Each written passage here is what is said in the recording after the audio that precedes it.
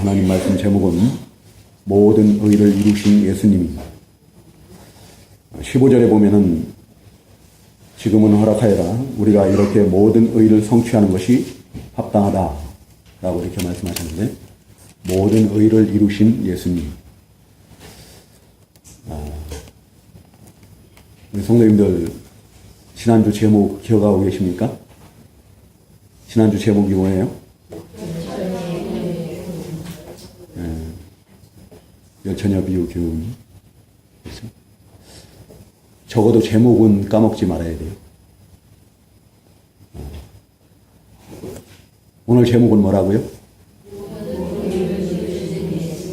모든 의를 이루신 예수님. 오늘 본문 말씀은 우리가 지금 읽은 대로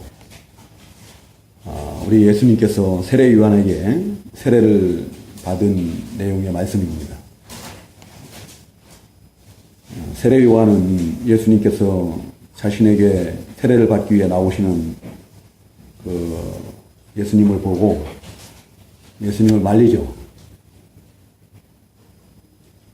제가 선생님께 세례를 받아야 되는데 오히려 선생님께서 제게 오십니까? 라고 하면서 예수님께 세례 베푸는 것을 거절하는 것을 볼 수가 있습니다. 그때 예수님께서는 그에게 이제 허락하라고 하죠.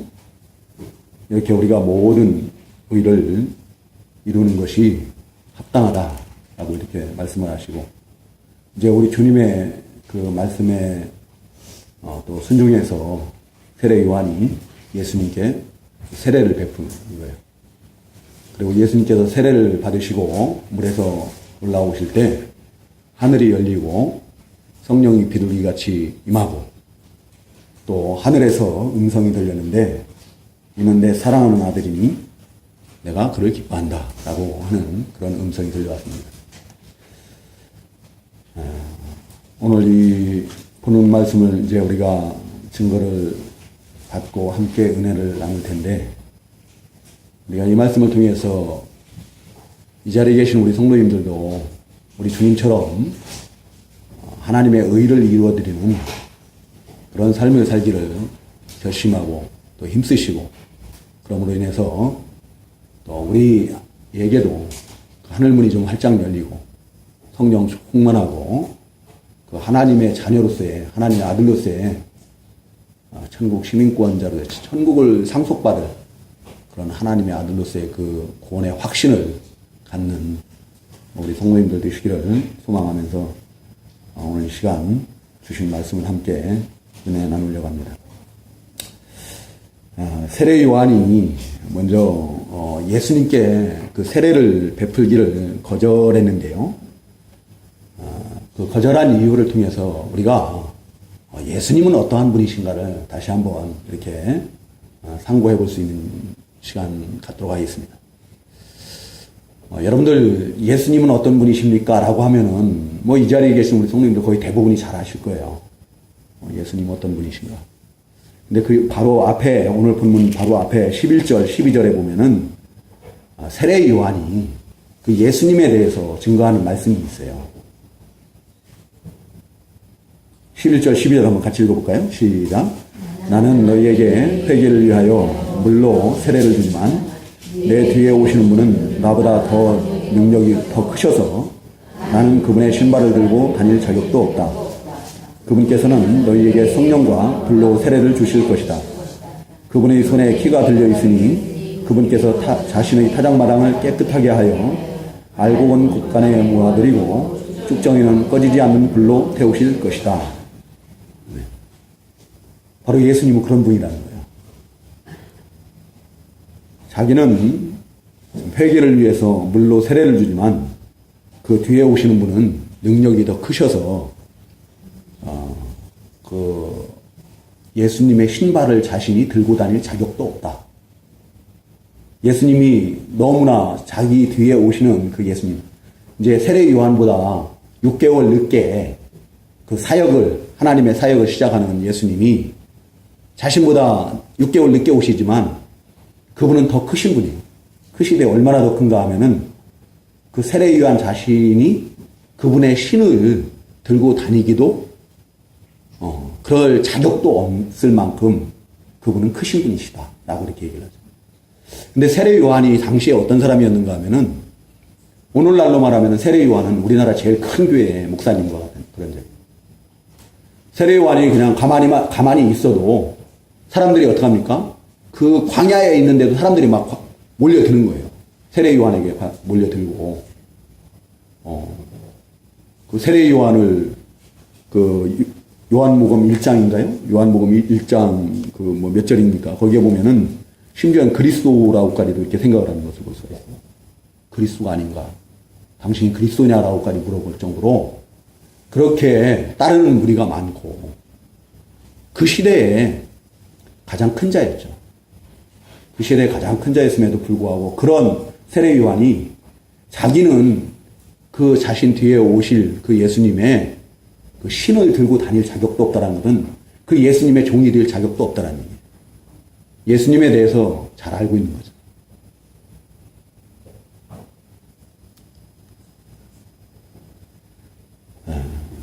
그러면서 자기가 오히려 예수님께 세례를 받아야 된다라고 이렇게 얘기를 하죠. 자기가 오히려 예수님께 세례를 받아야 된다라고 하는데 왜 그래요? 예수님은 자기는 물로서 세례를 주지만 예수님은 불과 성령과 불로서 세례를 주신 분이라는 거예요. 여러분, 물세례라는 것은 회개세례라고 해요. 회개세례. 자기의 잘못을 뉘우치고 회개하는 어떤 걸 회개의 세례라고 하는데 이 불세례, 성령세례를 불세례라고 하죠. 이 성령세례는 거듭남의 세례예요. 새 생명을 얻는 세례. 그래서 이 구원 영생에 이르는 그런 세례예요. 그래서 물세례를 수만 번, 수천 번 받아도 아무 소용이 없어요. 이 성령세례, 불세례를 받지 않으면은 물세례라는 것은 그건 아무 소용이 없는 거예요. 성령으로 거듭나야 돼요. 성령으로 거듭나야만이 그 물세례가 의미가 있는 겁니다. 또 예수님은 그 12절에 보면은 심판의 권세를 가지신 분이에요. 심판의 권세를 가지신 분이라서 자기의 타작마당을 깨끗게 하여 알곡은 곳간에 드리고, 이 곳간은 어디예요? 알곡과 같은 그 성도들은, 참 성도들은 어떻게 해요? 천국 창고에 드리는 거예요. 천국에 드리는 거예요. 천국. 그리고 쭉정이들은 어떻게 해요? 다 꺼지지 않는 불, 영원한 지옥 불못에 던지시는 그런 심판의 권세를 가지신 그런 주님이시라는 거죠. 이와 유사한 어떤 그런 성경 구절이 또 어디가 있는가 하면 요한복음 1장 그 26절에서 34절에 나와요. 여러분들은 요한복음 1장 26절에서 34절 한번 보시기 바랍니다. 신약성경 140쪽에 신약성경 요한복음 1장 26절에서 34절 거기에 보면 그걸 다 읽을 수는 없고 제가 그냥 이렇게 설명을 드리도록 하겠습니다. 자신은 물로 세례를 주고 있지만 세례 요한이 하는 말이에요.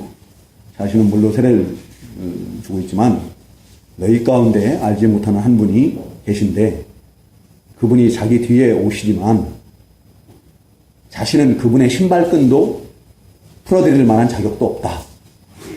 우리 마태복음에서는 우리 주님의 신발을 들고 다닐 자격도 없다 라고 했는데 여기는 신발끈을 풀어드릴 자격도 없다. 여러분들 신발을 들고 다니거나 어떤 신발을 끈을 매주고 풀어주고 그러는 건 종이하는 거예요. 종이하는 건데 자기는 예수님의 종될 만한 자격도 없다 그런 얘기죠. 그리고 예수님께서 그 자기에게 나아올 때 뭐라고 얘기합니까? 보아라, 세상 죄를 지고 가는 하나님의 어린 양이로다. 모든 세상 죄를 다 감당하실 메시아 그리스도라는 거예요.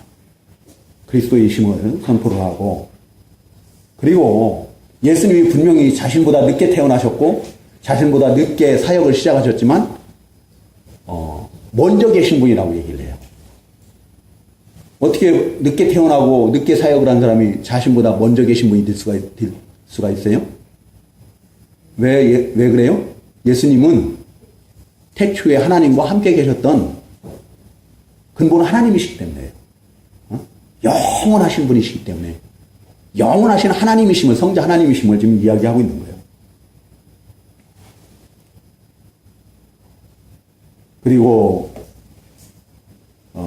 성령께서 그에게 비둘기같이 임하는 것을, 머무는 것을 보고 또 성령으로 세례를 주실 것임을 이렇게 증거를 하는 것을 볼 수가 있습니다. 33절에 보면. 그리고 마지막으로는 어떻게 해요? 성령의 감동으로 세례 요한이 바로 그분은 하나님의 아들이시다라고 선포를 하는 것을 볼 수가 있어요. 바로 그런 분이기 때문에 세례 요한이 감히 자기가 어떻게 예수님께 세례를 베풀 수가 있느냐. 여러분들 세례가 뭐예요? 세례. 세례의 뜻이 씻어 정결케 한다라는 그런 뜻이거든요. 그러니까 죄를 씻는 거예요. 죄를 씻는 그런 의식이거든요. 의식.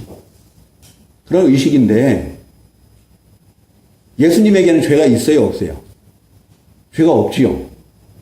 그러니까 예수님은 세례를 받으실 필요가 있어요? 없어요? 세례를 받으실 필요가 없는 분이에요. 하나님의 아들이신데 근데 자기 자신도, 세례 요한 자신도 하나님 앞에 어떻게 보면 죄인인데 그런 자신이, 죄인된 자신이 죄 없으신 예수님께 세례를 베풀 수가 없는 거죠. 세례를 베풀 수가 없는 거예요. 아마 생각도 못했을 것 같아요. 인간적으로 뭐 생각도 못했을 텐데 그럼에도 불구하고 예수님께서 세례 요한에게 세례를 받으시는 거예요. 예수님께서 그 죄가 없으심에도 불구하고 세례를 받으시는 의미는 예수님이 죄인의 자리에까지 낮아지시는 거예요. 죄인의 자리에 스스로 서시는 거예요. 왜 세례를 받으시는가? 왜 죄인의 자리에까지 스스로 낮아지시는가 하면은 앞으로 예수님은 무엇을 하실 분이에요? 우리의 모든 죄를 대신 대속하실 분이. 우리의 모든 죄를 대신 감당해야 되실 그 죄인의 대표가 되셔야 될 분이기 때문에 그래서 십자가에서 그 저주의 형벌을, 그 고난의 죽음을 당하셔야 될 분이시기 때문에 먼저 어떻게 해요? 그 예표로서 그 죄인의 자리에까지 낮아지는 세례를 받으시는 거예요.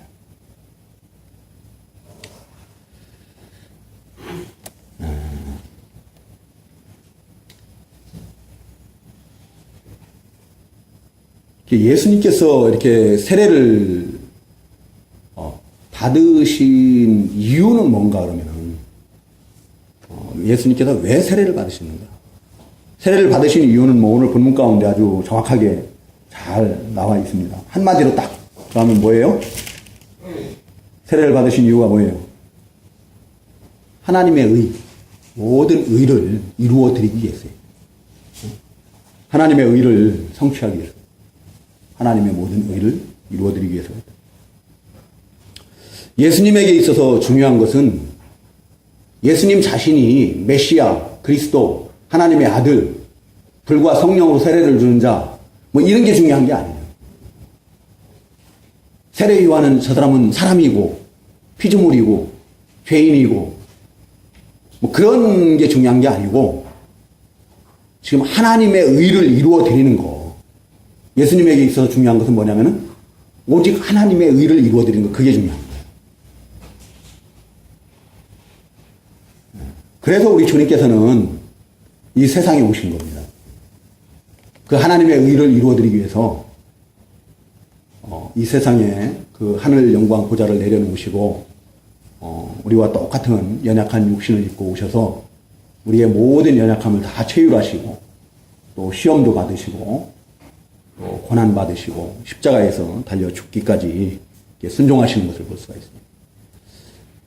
예수님은 말씀 그대로 예수님께서 그 요한복음 19장 30절인가요? 거기에서 뭐라고 말씀하십니까? 운명하실 때 하시는 말씀이죠? 뭐라고 말씀하세요? 내가 다 이루었다. 라고 말씀하십니다. 바로 하나님의 모든 의를 다 이루셨다라는 거예요.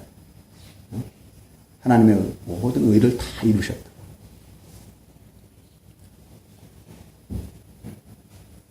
우리 주님께서는 그 하나님의 모든 의를 이루시기 위해서 세상에 오셨고, 또 오셔서 어떻게 합니까? 그 의를 이루어드리기 위해서 세상에 병든 자들, 가난한 자들, 창기와 같은, 세리와 같은 그런 멸시받고 천대받는 그런 사람들과 친구가 되어주신 거죠. 그들과 함께 하시고, 그들의 병을 고쳐주시고, 그들에게 다가가시고. 반면에 그 신앙의 행위만 있는 자들이 있어요. 하나님의 의를 이루어드리는 게 아니라 경건의 모양만 갖고 있는 사람들. 그 당시에 바리새인들, 서기관들에게는, 제사장들에게는 어떡합니까? 가감없이 꾸짖으시고 책망하시고 그러지 않습니까? 심지어는 그 성전에서 사고팔고 하는 자들을 어떻게 해요? 채찍을 만들어서 휘두르면서 그들을 다 내쫓고 그런 거예요. 그로 인해서 예수님께 미칠 그 해, 화 이런 것은 생각지도 않으시고 꾸짖으십니다. 예수님의 그 제자들, 예수님을 따르는 무리들과 함께 다니실 때 예수님이 사랑으로 그들을 다 포용하시고 용서하시고 감싸시고 이렇게 하셨지만, 그렇다 해서 언제나 또 그들에게 좋은 말만 하시는 거 아니에요. 듣기 좋은 말만 하시는 거 아니에요. 제자들이 잘못할 때는 불같이 또 주님께서 책망을 하시죠. 그 대표적인 경우가 어떤 경우예요? 베드로 사도죠. 그렇죠? 예수님께서 이제 제자들에게 앞으로 이루어질 일, 예루살렘을 향해서 올라가면서 마지막으로 이제 올라가는 거예요. 예루살렘을 향해서. 마지막으로 올라가면서 내가 이번에 올라가면은 붙잡히고 또 이방인의 손에 넘겨지고 또 원수들에 의해서 십자가에 못 박히고 죽임당하고 장사 지내지고 또 사흘 만에 부활하게 될 것이다. 라고 얘기를 하시거든요. 근데 바로 앞에서 너희는 나를 누구라 하느냐 할 때 베드로 사도가 주는 그리스도시요 살아계신 하나님의 아들이시니이다 라고 해가지고 예수님께 바요나 시모나 네가 복이 있도다 하면서 이것을 내게 알게 한 자는 하나님이시라고 축복을 받거든요. 축복의 말씀을 듣죠. 근데 예수님께서 그 고난의 길을 가셔야 된다라고 얘기할 때 베드로 사도가 막 화를 내면서 주님 그럴 수가 없습니다. 그런 일이 주님께는 있을 수가 없습니다라고 이제 딱 맞는 거예요. 부인을 하는 거예요. 자기가 생각하는 메시아 그리스도는 뭐예요? 예루살렘에 이번에 올라가셔가지고 그 다윗 왕과 같은 그런 영광스러운 왕이 돼야 되는 거죠. 붙잡히시고 고난받으시고 죽고 그런 건 생각도 안 해요. 그때 우리 주님께서 베드로 사도에게 뭐라고 말씀하십니까? 사탄아 내 뒤로 물러가라. 사탄아. 우리 성도님들에게 만약에 제가 사탄아 그러면은 우리 성도님들 이 자리에 지금 아무도 안 계실 것 같아요.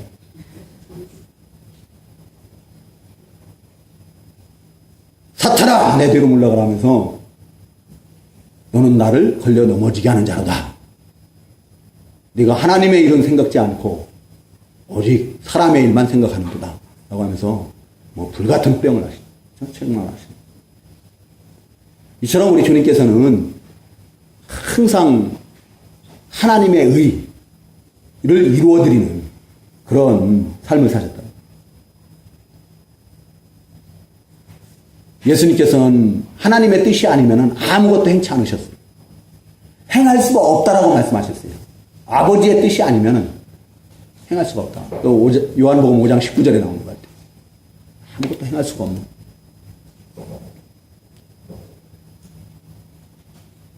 예수님은 정말로 어떤 뭐라고 해야 되나요? 모든 하나님의 모든 의를 다 이루어드린 그런 분이시다.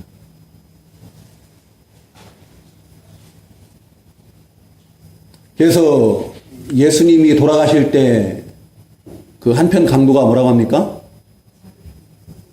예? 한편 강도가 그 예수님께는 옳지 않은 것이 하나도 없다라고 해요. 하나도 없다. 또 백부장도 얘기하죠.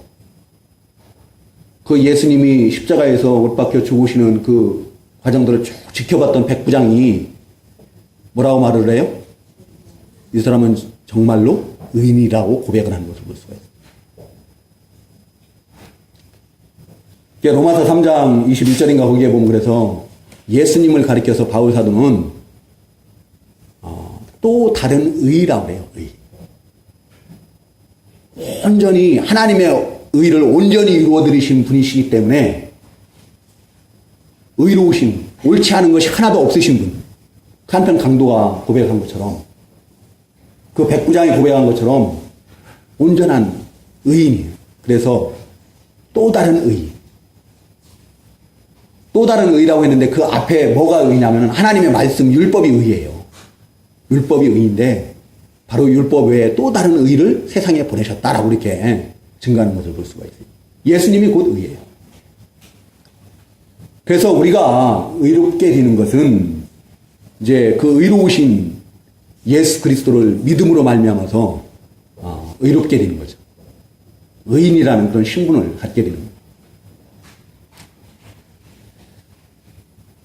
자, 이 모든 의를 다 하나님의 모든 의를 이루신 그 예수님께서는 오늘 본문 말씀을 통해서 그 세례받는 거예요. 여러분도 한번 생각을 해보세요.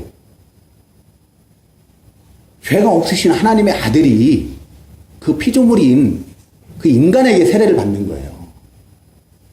나라시는 거예요. 자기의 모든 것을 다 내려놓으신 거거든요.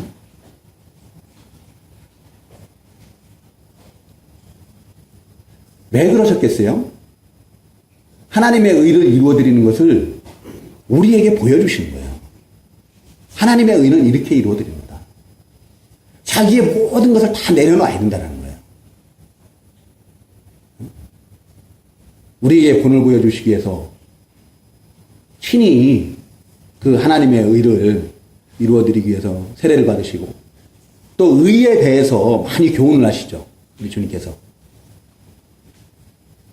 우리 주님께서 의에 대해서도 이렇게 많이 교훈을 하시는데 여러분들 우리 주님께서 말씀하신 그 하나님의 의가 생각나는 말씀들 있어요? 누구?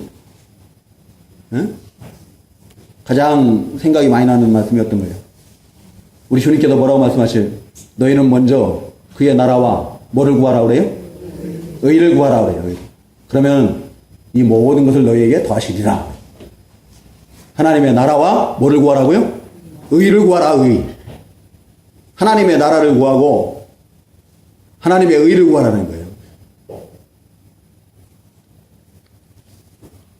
그리고 그 바로 뒤에 5장 마태복음 5장에서 팔복을 말씀하시면서 마지막 10절에 보면은 의를 위하여 핍박을 받는 자는 복이 있나니 하나님의 나라가 저희 것이며 의를 위해서 핍박을 받으면 하나님의 나라가 저희 것이 된다고 했습니다. 의에 줄이고 목마른 자도 복이 있다고 했어요. 그들은 배부르게 될 것이다. 의에 대해서 이렇게 말씀하시거든요. 그리고 로마서 그 14장 17절에 보면은 하나님의 나라는 먹는 것과 마시는 것에 있지 아니하고 오직 성령 안에서 뭐에 있다고요? 네? 그냥 모르고 넘어가야겠네. 오직 성령 안에서 뭐예요? 의와 평강과 희락이라고 해요.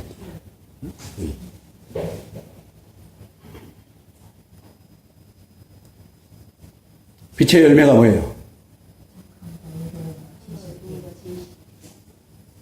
선, 의, 진실. 그죠? 모든 착함과 의로움과 진실함이 빛의 열매라고. 자, 이처럼 이게 성경에서는 의에 대해서 이렇게 많이 말씀하시거든요. 근데 의가 뭐냐, 그러면 의는 우리 학생들 의가 뭔지 아세요? 이걸 한자로 쓰면 오르르 이자예요. 오르르 이자. 예? 오르르 이자 다 쓸 줄 알죠? 여기 중학생 이상 여기 봐봐, 여기 봐봐. 오르르 이자 쓸 줄 알죠? 오르르 이자 모르면 학교 다니지 마. 그 정도도 모르면서 무슨 학교를 다닌다고 그래. 공부 안 하는 학생.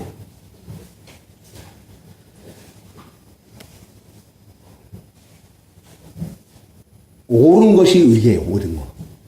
근데 그 옳은 것의 기준이 뭐냐가 문제죠. 세상 사람들은 도덕적, 윤리적으로 그 기준을 삼고 그것이 의롭다라고 얘기할지 모르지만, 근데 그러한 도덕적, 윤리적으로 옳은 그런 의로서는 사람들을 이롭게 할 수는 있을지 모르지만 하나님을 영화롭게 할 수는 없다. 하나님께 영광 돌려드릴 수는 없어요. 여러분들, 이 사람들은요, 선과 악도 마찬가지고, 의와 불의도 어떻게 해요?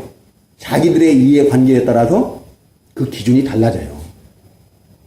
뭐, 늘 말씀드리잖아요. 우리나라에서는 안중근 의사가 의로운 자예요, 의로운 자. 그렇죠? 근데 일본 사람들은 안중근 의사가 누구예요? IS 같은 테러범이요. 에? 의가 그렇게 기준이 달라지는 거예요. 따라서 의의 기준은 영원하신 하나님, 변함이 없으신 하나님만이 의의 기준이 될 수가 있고, 성경에서 말하는 의라는 것은 우리 성도님도 쉽게 그렇게 생각하시면 돼요. 하나님의 뜻, 하나님의 말씀과 일치하는 것이 곧 의다. 뭐가 의라고요? 하나님의 뜻과 하나님의 말씀과 일치하는. 하나님의 뜻은 하나님의 말씀으로 다 나타나요. 그러니까 하나님의 말씀과 일치하는 것, 하나님의 뜻과 일치하는 것. 우리 예수님은 의로우신, 온전히 의로우신 분이기 때문에 하나님의 뜻이 아니면 아무것도 행치 않으셨다라고 했잖아요. 심지어는 어느 정도까지 하셨어요? 물을 포도주로 변화시키는데 그 시간, 하나님이 정하신 그 시간까지를 기다리시는 거예요. 그 어머니가 와서 그 포도주가 다 떨어졌다고 얘기를 하는데도 아직 내 때가 되지 않았다라고 얘기해요. 조금 더 있다가 어떻게 해요? 그 때가 딱 되었을 때, 그때서야 그 하인들에게 얘기를 해서 물을 독에다 갖다 붓고 또 물을 포도주로 변하게 하시는 거거든요. 아버지가 정하신 그 때까지 기다리시는 거예요.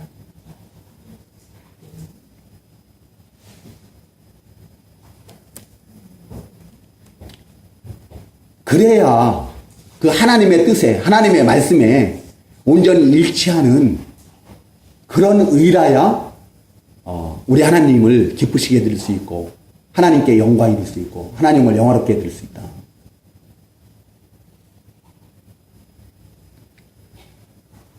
그런데 문제는 우리가 이제 법적으로는 의롭게 됐어요. 왜? 믿음으로. 이거 거저 주신 선물이요. 우리 성도님들 한번 그 성경을 찾아서 읽어봤으면 좋겠어요. 로마서 3장. 신약성경 231쪽입니다. 신약성경 231쪽, 로마서 3장. 22절부터 24절까지. 로마서 3장 22절에서 24절 같이 읽어보겠습니다. 시작. 하나님의 의는 예수 그리스도를 믿는 믿음으로 인하여 모든 믿는 자에게 주어지는 것이니 거기에는 차별이 없다. 모든 사람이 죄를 범하였으므로 하나님의 영광에 이르지 못하나 그리스도 예수 안에 있는 구속으로 말미암아 하나님의 은혜로 값없이 의롭다 하심을 받았다. 아멘. 네. 우리는 하나님의 은혜로, 하나님께서 우리에게 믿음을 주셨거든. 우리가 하나님의 말씀을 증거받을 때 그 말씀이 육신이 되어서 오신 예수 그리스도를 믿을 수 있는 그런 믿음을 우리가 은혜의 선물로 받았어요. 그래서 우리는 값없이 다 의롭다 함을 받은 자들이에요. 의인이에요, 의인. 로마서 10장 10절에서는 뭐라고 증거하고 있어요? 마음으로 믿어 의에 이르고 입으로 시인하여 구원에 이르는도다 그래요. 마음으로 우리 주 예수 그리스도를 그 하나님의 말씀들을 믿으면 의롭게 되는 의인들. 그러니까 우리가 법적으로는 이제 다 의인이 됐어요. 예수 그리스도를 다 믿으십니까? 하나님의 말씀을 다 믿으십니까? 믿는 자마다 다 모든 죄는 다 사함받고 그 온전히 의로우신 예수 그리스도의 의가 우리에게 전가된 줄로 믿습니다. 예수 그리스도께서 죽으실 때 우리도 함께 우리 옛사람이 십자가에 못 박힌 거예요. 우리도 죽은 바가 되었고 그리고 예수님께서 그 의로 말미암아 살아나실 때 그 의가 우리에게 전가돼요. 우리가 의로운 자들이 됐어요.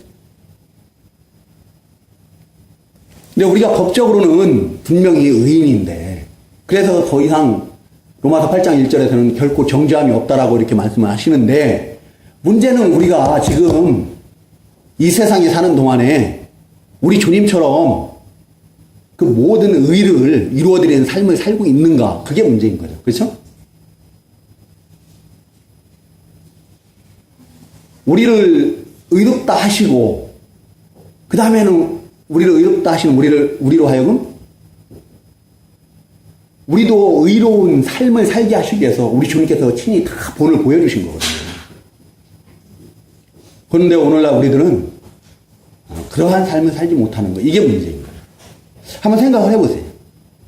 나는 정말로 하나님의 그 의를 이루어드리는 그런 삶을 살고 있는가 생각을 해보시고 그렇지 못하다면 내가 뭐 때문에 도대체 하나님의 의를 이루어드리는 삶을 살지 못하고 있는가 한번 생각을 해봐야지. 뭐 때문에 그런가? 체면 때문에요?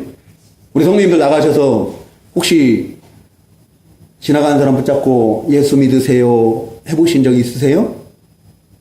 예?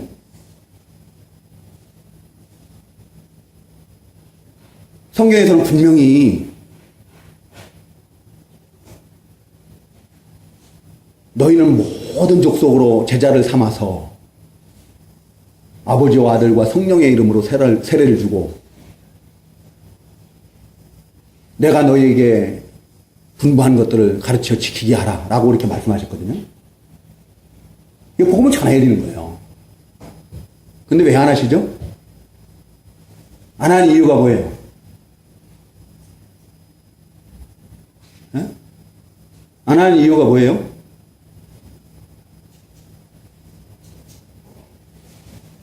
안 하는 이유가 있을 거 아니에요. 뭐 좀 대답 좀들 좀 해보세요. 안 하는 이유, 왜 안 하시는지. 하시는 분들도 계시겠죠. 안 하신다면 왜 안 하는지.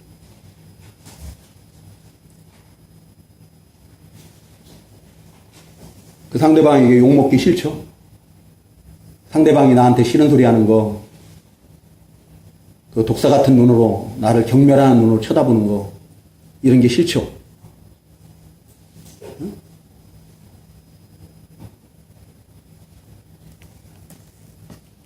자기 체면 때문에, 자기 지위, 신분, 이런 것 때문에, 자기에게 돌아올 손해 때문에, 그런 것 때문에 하나님의 의를 이루어드리지 않고 있는 거죠.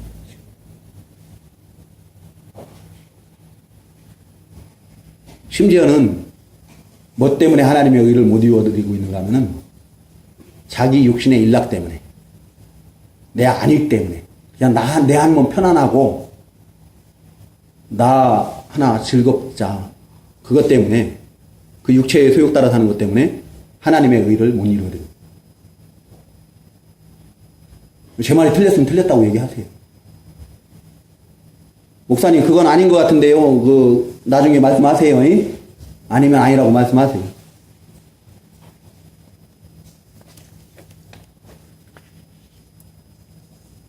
목사가 뭐라고, 장로가 뭐라고, 그 사회적 지위, 신분, 뭐 그런 게 그게 뭐예요? 뭔 상관이 있어요? 우리 예수님은 하나님의 아들의 자리를 내려놓으셨어요. 그리고 스스로 죄인의 자리까지 낮아지셨는데, 그 주님을 생각한다면 우리가 하나님의 의를 이루어드리기 위해서 하지 못할 것이 뭐가 있는 거예요?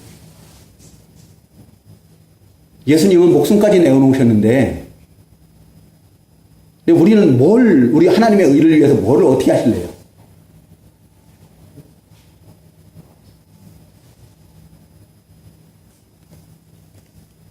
자, 우리 주님께서 이제 그 하나님의 의를 이루어드리기 위해서, 모든 의를 이루어드리기 위해서 그 세례를 받고 올라오실 때, 어떤 일이 나타났어요? 첫 번째가 뭐예요?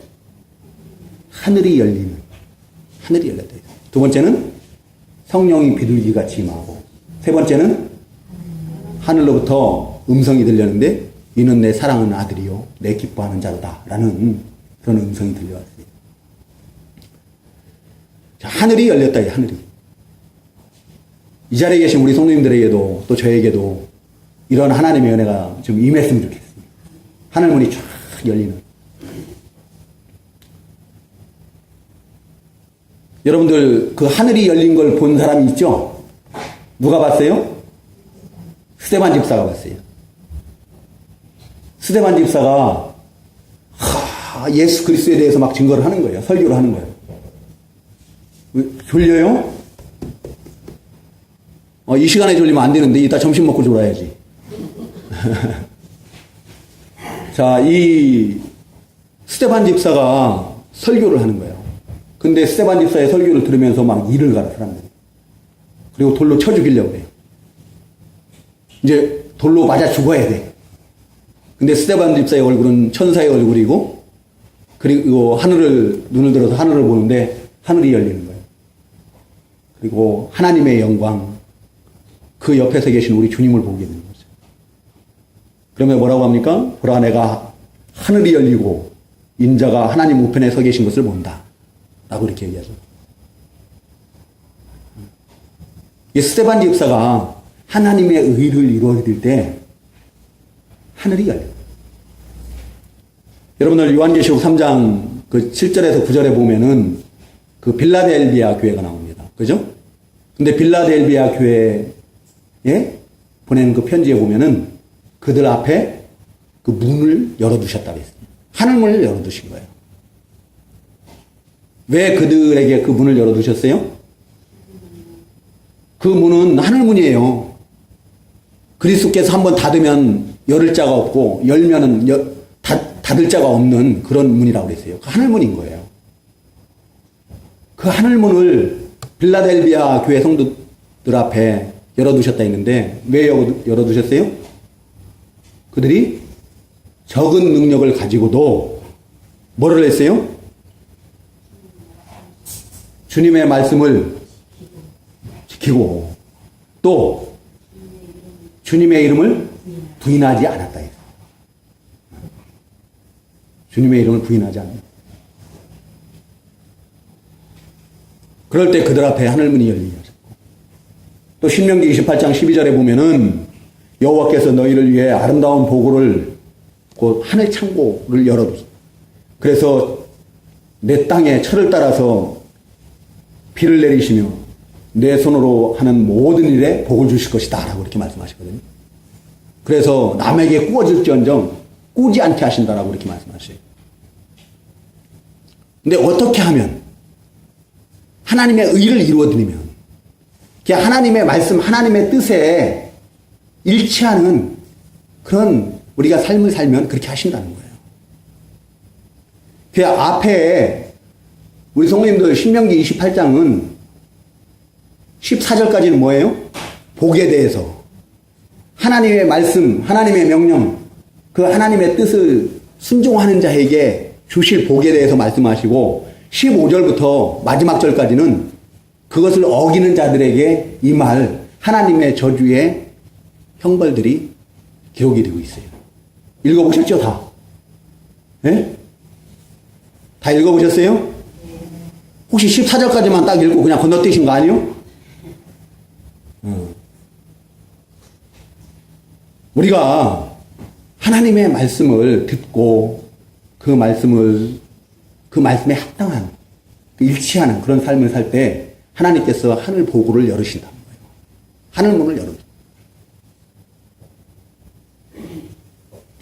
자, 그 다음에 두 번째는 성령이 비둘기같이 임했다 했는데, 여러분들 어떤 저기들 가보면은 저 비둘기를 그려놓고 뭐 십자가를 그려놓고 막 그렇게 하면서 저기 하는 저기들도 있죠. 여러분 성령이 비둘기가 아닙니다.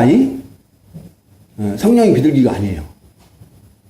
성령이 비둘기와 같이, 비둘기는 뭐 사랑과 평화와 어떤 순결 그런 것을 상징하는 정결한 짐승이에요. 구약에 하나님께 제물로 드렸던. 그래서 예수님께 순결하신 영, 또 사랑의 영, 평화의 영, 그 성령께서 임하실 것을 의미하는 건데, 비둘기 떼가 막 그 하는 것처럼 예수님께 성령이 충만히 임하는 것을 의미하는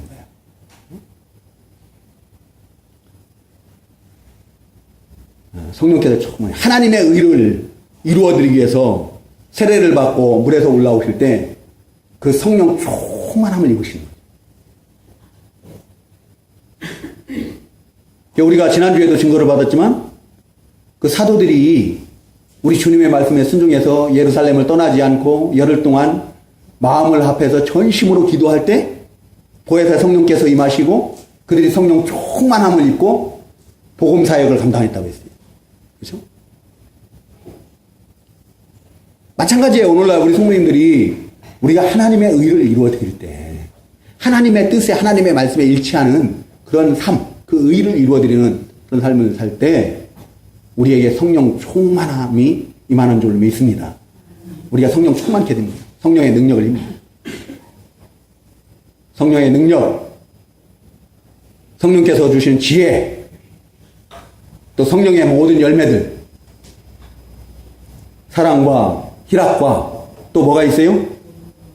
화평함과 또 인내, 오래 참음, 또 자비와 양선과 충성과 온유와 절제, 이러한 그 열매들이 맺히는 거예요.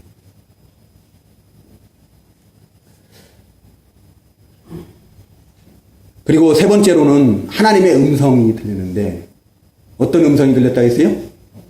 이는 내 사랑하는 아들이요 내 기뻐하는 자로다 하는 그런 하나님의 음성이 들려요. 우리 성도님들도 우리가 지금 법적 신분은 하나님의 아들이에요. 믿음으로 말미암아서. 요한복음 1장 그 12절에 나온 대로 그를 영접한 자, 그의 이름을 믿는 자마다 하나님의 자녀가 되는 권세를 주셨다 했어요. 그렇죠? 하나님의 자녀, 하나님의 아들이 돼요. 하나님의 자녀이면 또한 상속자, 하나님의 나라를 상속받을 자들인데,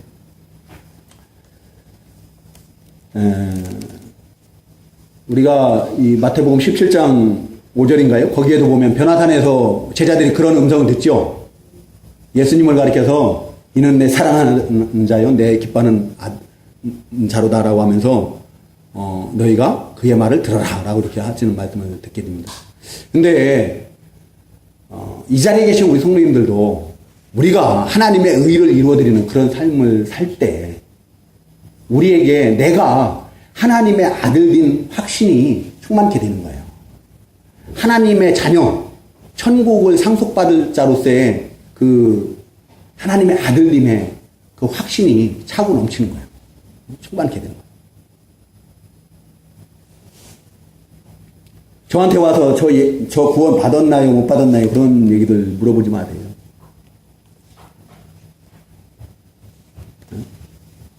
그러기 전에 오늘 말씀을 기억하시고 우리 주님처럼 하나님의 의를 이루어드리기 위해서 애쓰시기 바랍니다. 결심하시기 바랍니다. 그러면은 자연스럽게 어떻게 해요? 하나님의 나라에 대한 소망으로 충만케 돼 있어요. 저는 오늘 새벽 예배 마치고 새벽 기도에 마치고 올라가면서 계단 올라가면서 집 올라가면서 아유 주님 그냥 오늘 당장 데려가셔도 참 좋으실 텐데 그런 생각을 하면서 올라가요. 하나님께서 그냥 오늘도 또 단위에 세우시면은 또 하나님 허락하신 말씀 증거할 것이고, 허락지 않으시면은 뭐 데려가시면은 더 좋고,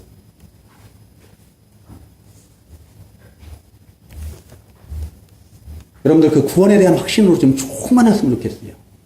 하나님의 나라들을 좀 사모하시기 바랍니다. 하나님의 아들된 자들이 왜 하나님의 나라를 상속받아야 되는데 그 하나님의 나라에 대한 소망들이 이렇게 없습니까? 어? 하나님의 나라에 대한 그 소망들로 충만했으면 좋겠어요. 오늘 이 주신 말씀을 통해서 이 자리에 계신 우리 성도님들 다 하나님의 의를 이루어드리기를 결심하는 그런 시간 되시기를 우리 주님의 이름으로 축원합니다. 그래서 우리 주님께서 누리셨던 그런 그 영광이 우리 성도님들에게도 지금 임하기를 우리 주님의 이름으로 다시 한번 축원합니다. 그리고 한번 이 시간 잠깐 눈을 감아보세요. 잠깐 눈을 감으시고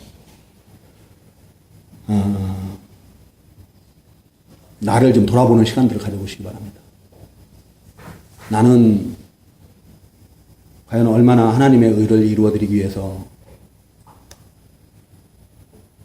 그 하나님의 의를 이루어드리는 그런 삶을 살고자 했는지 한번 생각을 해보시고, 내 삶이 과연 하나님의 말씀, 하나님의 뜻과 일치하는 삶이었는가 한번 돌아보시고,